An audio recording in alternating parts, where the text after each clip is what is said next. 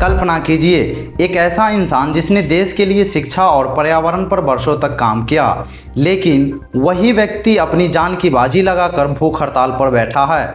17 दिन बिना खाना खाए, वजन तेजी से कम हो रहा है, ब्लड प्रेशर खतरनाक स्तर तक पहुंच चुका है। देश के कई बड़े नेता उनसे अनशन खत्म करने की अपील कर रहे हैं, लेकिन उनका सिर्फ एक सवाल है, सरकार आखिर बातचीत क्यों नहीं कर रही? आखिर पूरा मामला क्या है? सोनम वांगचुक क्या मांग कर रहे हैं? सरकार चुप क्यों है? और इस आंदोलन का देश के लाखों छात्रों से क्या संबंध है? पूरी जानकारी इस वीडियो में देंगे, इसलिए वीडियो को आखिर तक जरूर देखिए। दरअसल दिल्ली के जंतर मंतर पर 20 जून से एक बड़ा आंदोलन चल रहा है। यह आंदोलन सीजेपी यानी कॉकरोच जनता पार्टी के समर्थन में किया जा रहा है। आंदोलन की सबसे बड़ी मांग यह है कि केंद्रीय शिक्षा मंत्री धर्मेंद्र प्रधान अपने पद से इस्तीफा दें। इसी आंदोलन के समर्थन में प्रसिद्ध इंजीनियर, शिक्षाविद और समाजसेवी सोनम वांगचुक भूख हड़ताल पर बैठ गए हैं। अब उनकी भूख हड़ताल का 17वां दिन पूरा हो चुका है। आंदोलनकारियों का दावा है कि इस दौरान उनका वजन 8.5 किलो वजन कम हो चुका है। इतना ही नहीं, उनका ब्लड प्रेशर भी सामान्य स्तर से काफ़ी नीचे पहुंच गया है। डॉक्टर लगातार उनकी सेहत पर नज़र बनाए हुए हैं, लेकिन इसके बावजूद सोनम वांगचुक अपना अनशन खत्म करने को तैयार नहीं है और यहीं से मामला और गंभीर हो जाता है। 14 जुलाई को सीजेपी के संस्थापक अभिजीत दीपके ने सोशल मीडिया प्लेटफॉर्म एक्स पर एक भावुक पोस्ट लिखी।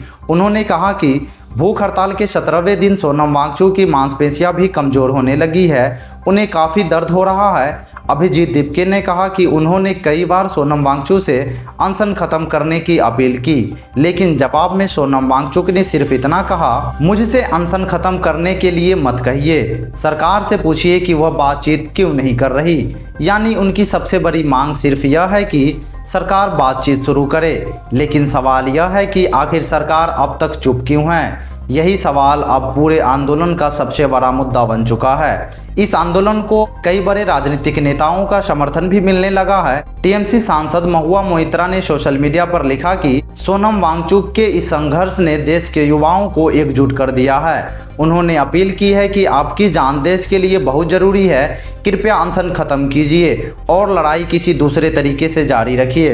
वहीं शिवसेना प्रमुख उद्धव ठाकरे ने भी इस आंदोलन का खुलकर समर्थन किया। उन्होंने कहा, यह किसी एक पार्टी का मुद्दा नहीं, यह देश के भविष्य से जुड़ा सवाल है। उन्होंने विपक्ष के नेता राहुल गांधी सहित सभी राजनीतिक दलों से अपील की है कि सब अपने अपने राजनीतिक झंडे अलग रखकर इस आंदोलन का समर्थन करें। इतना ही नहीं, उद्धव ठाकरे ने कहा कि अगर जरूरत पड़ी तो वह खुद दिल्ली जाकर आंदोलन में शामिल होंगे।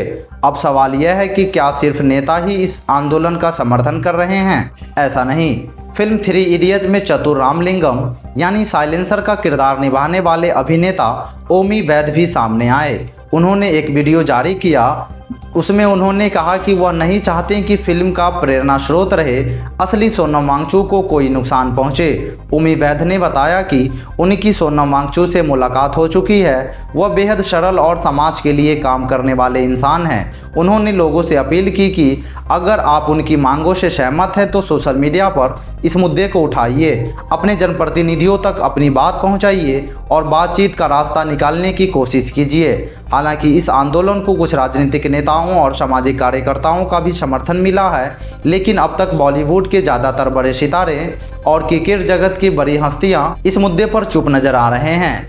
यही वजह है कि सोशल मीडिया पर भी लगातार यह सवाल पूछा जा रहा है कि आखिर इतने बड़े आंदोलन पर मनोरंजन और खेल जगत की चुप्पी क्यों है। इस पूरे मामले पर सबसे बड़ा अपडेट यह है कि सोनम वांगचुक और सीजेपी ने ऐलान किया है कि 20 जुलाई से शुरू होने वाले संसद सत्र के दौरान वे संसद तक मार्च निकालेंगे। इसलिए देश भर के राजनीतिक दलों, सामाजिक संगठनों और आम नागरिकों से शामिल होने की अपील की गई।